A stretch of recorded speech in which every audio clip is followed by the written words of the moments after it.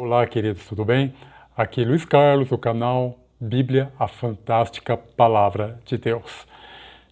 Hoje estaremos entrando na nossa parte 5 do nosso estudo, tá bom? Parte 5.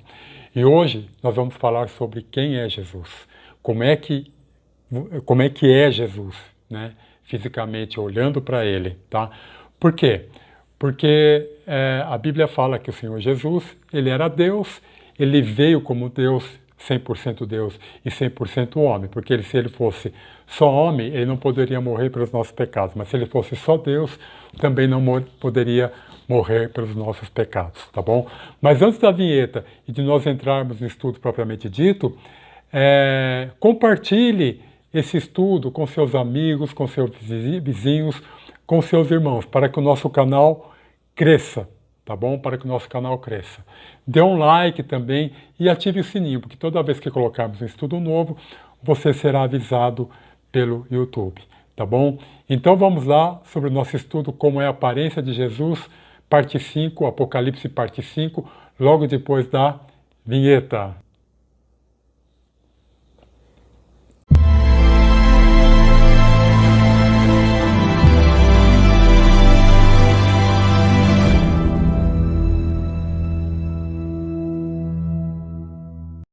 Então, começando o nosso estudo, né? Jesus, ele estava com Deus no início, na criação de tudo que existe. Em Gênesis, Jesus já estava lá. E quando Deus falou, criemos o homem à nossa imagem e semelhança, Jesus estava junto, tá? Jesus é Deus. Jesus é Deus. Só que ao longo do Antigo Testamento, Jesus aparece de diversas formas. E ele aparece também como anjo. Por que anjo? Porque os personagens do Antigo Testamento, da Bíblia, da fantástica palavra de Deus no Antigo Testamento, eles não sabiam que era Jesus, eles não sabiam do plano de Deus para resgatar a humanidade, para trazer a humanidade de volta para ele. Por quê? Porque Jesus tinha colocado Adão e Eva no planeta Terra e falou, ó, vocês cultivem, trabalhem e vocês dominem sobre o planeta. Só que quando Adão e Eva pecaram, a palavra pecado significa errar o alvo, ou seja, Deus te dá uma direção e você erra essa direção. Quando você erra a direção, isso é chamado de pecado. E Adão e Eva desobedeceram a Deus, eles erraram o alvo, né? Eles atiraram a flecha e erraram o alvo. Errando o alvo, eles pecaram. Então o plano de Deus era trazer Jesus, Jesus ia morrer na cruz pelos nossos pecados, sendo um Adão perfeito, um Adão que não pecaria, morreria pelos nossos pecados. Porque eu e você meremos um inferno. Nós somos pecadores, merecemos um inferno eternamente. Mas Deus criou um plano e dentro desse plano ele enviou Jesus, sendo 100% homem, sendo 100% Deus, para morrer na cruz do Calvário por mim, por você, no meu lugar e no seu lugar, para que o fato de nós crermos que ele morreu no meu e no seu lugar, se eu crer que Jesus morreu no meu lugar, eu vou para o céu. Ah, eu mereço, eu sou bonzinho? Não, sou pecador. Eu sou pecador, você é pecador. Nós não merecemos o céu, mas por causa do trabalho de Jesus na cruz do Calvário, nós temos uma aliança com ele. E dentro dessa aliança, nós vamos para o céu. Isso chama-se graça, favor e merecido. Eu não mereço, mas eu vou. Por quê? Porque eu creio que Jesus morreu por mim na cruz do Calvário. Então, durante todo o Antigo Testamento, Jesus vinha e os homens não sabiam descrever esse ser maravilhoso, né? Não sabiam descrever. Então Daniel viu esse ser maravilhoso, viu Jesus, né? E Daniel falava, é um anjo. E outros personagens também viram, tá? Um personagem que viu foi Jacó. Jacó viu Jesus, tá? Isso está lá em Gênesis capítulo 32, a partir do verso 22 até o verso 32. Eu vou ler ele para você, tá bom? E vou colocar na tela aqui também. Gênesis capítulo 32, a partir do verso 22. Naquela mesma noite levantou-se e tomando suas 2 mulheres, suas 2 servas e seus 11 filhos, passou o val de Jaboque, tomou-os e fê-los passar o ribeiro, e fez passar tudo o que tinha, todos os seus bens, né? Jacó, porém, ficou só, e lutava com ele um homem até o romper do dia, ou seja, a noite toda. Quando este viu que não prevalecia contra ele, tocou na junta da coxa de Jacó e deslocou a junta da coxa de Jacó enquanto lutava com ele. Disse esse homem a Jacó, né? Deixa-me ir, porque já vem rompendo o dia. Jacó, porém, respondeu, não te deixarei ir, se me não abençoares. Perguntou-lhe, pois, qual é o teu nome? E ele respondeu, Jacó. Então disse, não te chamarás mais Jacó, mas Israel, porque tens lutado com Deus e com os homens e tem prevalecido. Perguntou-lhe Jacó, dize-me, peço-te, o teu nome. Respondeu o homem, por que perguntas pelo meu nome? E ali abençoou a Jacó. Pelo que Jacó chamou o lugar Peniel, dizendo, porque tenho visto Deus face a face, e a minha vida foi preservada. E nascia o sol, quando ele passou de Peniel e coxeava, né, mancava de uma perna. Por isso, os filhos de Israel não comem até o dia de hoje o nervo do quadril que está sobre a juntura da coxa, porquanto o homem tocou a juntura da coxa e Jacó no nervo do quadril.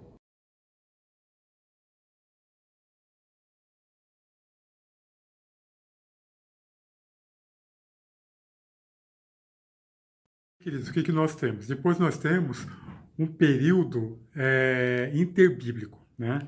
Depois de Jacó e várias outras ocasiões onde Jesus apareceu, nós temos o período, depois de profetas, de outros profetas também, nós temos o período interbíblico. O que é o período interbíblico? Durante 400 anos, Deus não falou com o seu povo, não falou com o povo judaico, o povo judeu, tá? Durante 400 anos.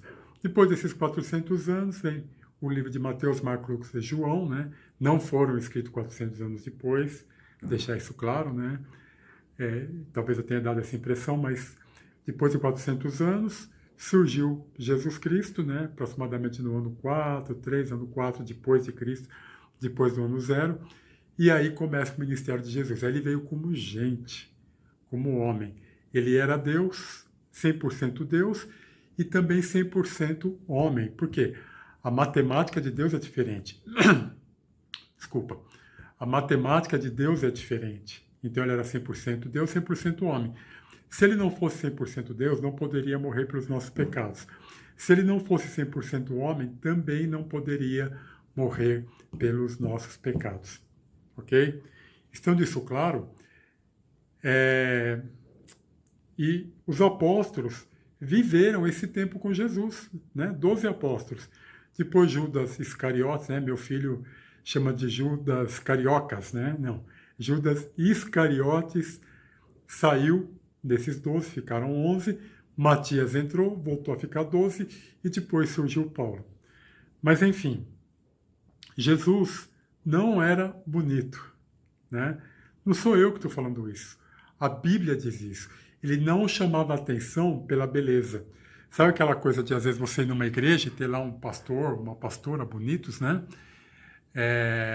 E aí chega lá, você identifica aquela pessoa e fala, pô, esse pastor é bonito, este homem é bonito, né? Obviamente as mulheres reparam muito mais nisso, né? Mas aí, Jesus não era bonito. Então ele não cativava as pessoas pela beleza exterior, mas sim pelo coração, por ser quem ele era. Tá bom? Deixando isso claro, eu vou colocar uma foto aqui de uma pesquisa forense, né? Os pesquisadores que pesquisam essa parte de rosto, os traços, tudo, fizeram aí um estudo científico para saber mais ou menos como é que era o rosto de Jesus, tá? O rosto de Jesus era assim, tá vendo? Era assim o rosto de Jesus. Esqueça aquele Jesus de pele clara, de cabelo claro, nariz fino, italiano, né? De olho azul, né? Aquele Jesus católico, aquele Jesus espírita. Não. Ele era muito mais parecido com essa figura que nós temos aqui. Tá bom? Ficou assustado? Pois não fique, né? Depois que os apóstolos ficaram, principalmente João, né, que escreveu o Apocalipse, ficaram durante um tempo, 3 anos, 3 anos e meio aí com Jesus, né? Jesus era um homem como a gente também. Ele tinha as necessidades que nós tínhamos. Ele comia, bebia, sentia frio, ia no banheiro, sentia fome. A única diferença é que ele não pecou. Adão era perfeito e pecou. Jesus era perfeito e não pecou. Tá? E depois, quando os apóstolos viram ele morrendo na cruz do Calvário como um homem, né, o sangue dele vertendo e caindo como homem, depois os apóstolos viram ele sendo elevado aos céus, está lá na palavra de Deus, foi levado aos céus, foi até uma nuvem e dali ele foi embora, tá bom? E hoje ele está sentado à direita do Pai. E João, aqui no livro de Apocalipse, tem a visão de Jesus. Eu vou ler para vocês, né? Eu vou começar a ler no capítulo 1, estamos no capítulo 1 ainda, né, de Apocalipse, a partir do verso 12, tá? Então, alguém falou com João, João virou para trás, voltei-me para ver quem falava comigo, e voltado, vi 7 candeeiros de ouro, e no meio dos candeeiros, é como se fossem lâmpadas, né? Não é igual de hoje em dia, são assim 7, e cada uma tinha uma luz. E no meio dos candeeiros, um semelhante ao Filho do Homem, com vestes talares e cingido à altura do peito, com uma cinta de ouro. Estava com vestes até o tornozelo, e brancas, muito brancas, como um branco que João nunca tinha visto. E um cinto de ouro puro, né? Eu sou da área de materiais, né? Da área de engenharia de materiais, não é como nenhum ouro que nós já vimos aqui no planeta Terra. É um ouro puro, cingido, feito pelo próprio Deus e dado a Jesus, né? Sabemos que muitos metais, para que eles se tornem puros, temos que aquecer, aumentar a temperatura, deixar temperaturas altíssimas para tirar as impurezas. E exatamente o que Jesus estava colocando era uma veste branca até o tornozelo e um cinto no lombo de ouro puro, né? Tem tanta coisa para falar nisso, mas a gente não tem tempo, né? Quando eu dou o estudo em loco, presencial, fica mais fácil da gente entrar nessas peculiaridades. A sua cabeça e cabelos eram brancos como alva lã, como neve. Como? Não era exatamente. Por quê? João não tinha elementos para explicar como é que eram os cabelos de Jesus. Então ele falou, eram alvos, mas era como a neve, mas eram muito alvos, eram muito brancos. Imagine que visão gloriosa, né? Um vestido até o tornozelo, branco, um cinto de ouro puro nos lombos e os cabelos brancos como a alva lã, como neve. Os olhos como chama de fogo. Então, olhar para Jesus hoje, né, na glória em que ele está, é se queimar todo. Porque os olhos, como chamas, eles penetram o coração, penetram o espírito, penetram a alma, penetram a mente. Eu creio que você não consegue nem ficar de pé. Por que eu creio nisso? Porque João falou. Ele olhou para Jesus e caiu no chão como morto, né? Os olhos como chama de fogo. Os pés semelhante ao bronze polido ou ao latão, né? Você imagina que Deus, quando você pega uma coisa e faz um polimento nele, fica muito brilhante, só que de uma maneira que você nunca viu no planeta Terra. É assim que estavam os pés de Jesus. Gente, tudo isso tem um significado, tá? Mas eu não vou parar nos detalhes. E a voz como de muitas águas, né? Em janeiro estivemos ali no litoral, descansando um pouco com a família, alguns dias, e à noite, estávamos numa praia deserta, à noite eu fui sozinho na praia, olhei para as estrelas, o céu, e fechei o olho e escutei, né, as ondas vindo e se quebrando ali na areia do meu lado, ao meu lado. Então imagine, a voz de Jesus hoje é como uma voz de muitas e muitas e muitas águas, não poucas, mas muitas águas, né? Então dá para você imaginar como é que soa a voz dele no seu ouvido. E tinha na mão direita 7 estrelas, e da boca saía uma espada afiada de 2 lâminas ou 2 gumes. Por quê? Porque a palavra de Deus lá para trás diz que a espada de 2 gumes é a palavra, sai da boca, a palavra. E essa palavra corta o espírito e a alma, Essa palavra corta o nosso espírito e a nossa alma, no mais profundo, que é a palavra de Deus. E o seu rosto brilhava como o sol na sua força. Ali no Oriente Médio, aqui no Brasil também, mas no Oriente Médio, se você olhar para o sol ao meio-dia, ele está muito, muito, muito forte. E você não consegue olhar para ele, porque é muito forte. Então, João, além de ver tudo isso, ainda olha para o rosto de Jesus brilhando como o sol. Não é à toa que ele caiu em terra, né? Olha só, né? E quando eu vi, caí a seus pés como morto. Porém, ele pôs a mão direita de autoridade sobre mim, pôs as mãos, não temas. Eu sou o primeiro e o último, em algumas traduções, o alfa e o ômega, o princípio e o fim. E aquele que vive, estive morto, mas eis que estou vivo pelos séculos dos séculos e tenho as chaves da morte e do inferno. É ele que abre e que fecha a morte. É ele que abre e que fecha o inferno. Para mandar quem para lá? Para mandar aqueles que não aceitarem ou aceitarem como único e suficiente Salvador, e também para Satanás e os seus anjos. Durante todo o livro de Apocalipse, a gente vai ver quais serão os destinos da besta, de Satanás, Lúcifer e os seus anjos e do anticristo. Irão todos para o inferno, porque as chaves, Jesus é que tem as chaves, ele que julga e que envia para lá. Gente, Satanás não é o rei do inferno. Ele não está no inferno nesse instante reinando. Eu vou te falar onde ele está. Ele está no planeta Terra. Tá? Se você ler lá a carta à igreja de Pérgamo, a Bíblia fala que o trono de Satanás naquela época estava lá. Tá bom? Eu não sei onde o trono de Satanás está. Não sei se ele está em Brasília, não sei se ele está em Nova York, não sei se ele está na ONU, não sei onde ele está. Não sei que Deus me revele, né? Mas Deus não me revelou isso. Mas aqui, Deus fala que o trono de Satanás está em Pérgamo. Está em Pérgamo. Hoje o trono dele está em algum local. Ele reina a partir do planeta Terra, porque ele não está interessado com o resto do universo.